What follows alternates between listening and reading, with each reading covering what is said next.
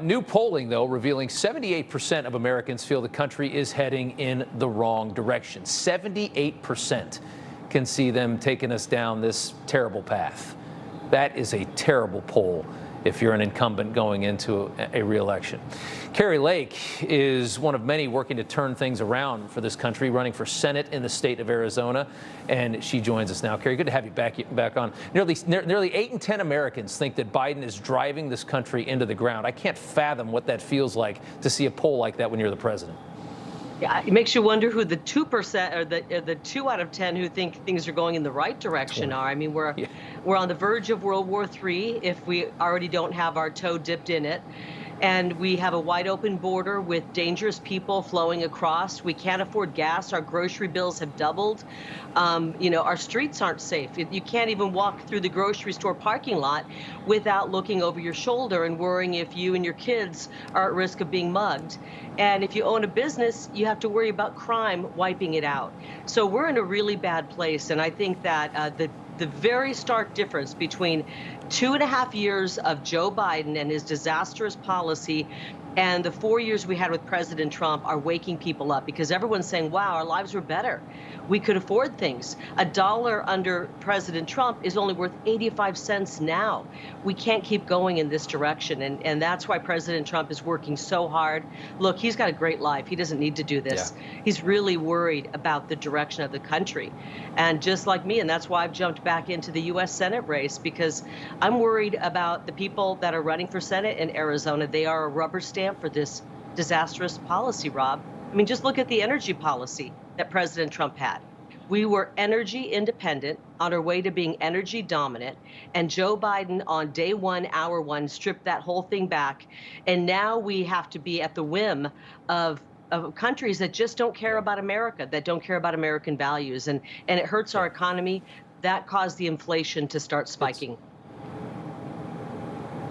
Yeah, no, it's an equity administration. They've said that from the very start. And when you look globally, equity for the United States would mean us dropping down several pegs in order to, in their minds, help lift everyone else in the world up. That's their ideology, and that's exactly why we're feeling this. And in every part of this regime, we're just feeling like we're just taking hits left and right. I want to show some more numbers from that poll. Biden's approval figures have taken a very dramatic fall. He was at 61% when he took office. That was his approval. Remember, everybody thought he was going to be the moderate that was going to come in, and it was going to be just nice and quiet and peaceful. There wasn't going to be any big explosions like with Trump.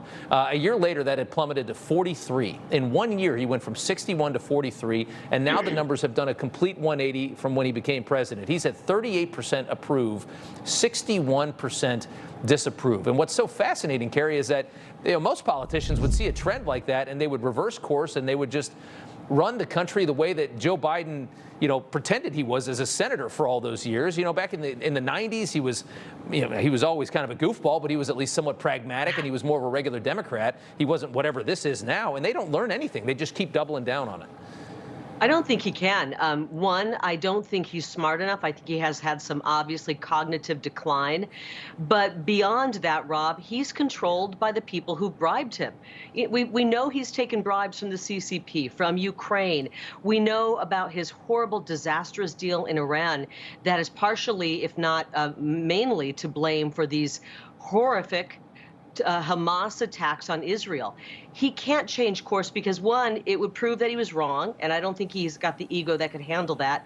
And two, his handlers, the CCP, Ukraine, everybody who's willing to give him a bribe, won't allow him to change course. So the people of this great country have to change course for ourselves. We have to vote him out. We have to vote every Democrat who has rubber-stamped his horrific policies out. And we need to bring America First people into office, into D.C., into our states, into our local offices, and finally get things back on track. And that's why I've been for President Trump since even before he announced he was running. We know that he prioritized America. He put America first. And I believe that Americans of all stripes, whether they're Democrat, Independent, or Republican, are ready for that again. As I said in my speech the other night announcing my candidacy for U.S. Senate, there's not a gas pump for Democrats and a separate gas pump for Republicans. We both are suffering when we fill up our cars. Democrats don't get a inflation discount card. When we go to buy groceries and feed our families, we are all struggling. And one thing that's really hit people hard, beyond what's the the national security risk and all of that is the crime on the streets. The homeless population is spiking out of control. In Phoenix, it is the fastest growing homeless population. Inflation is hitting Phoenix the hardest in the country. In Arizona, we are suffering greatly, and it's not just because of our wide open border, but that's contributing to a lot of it.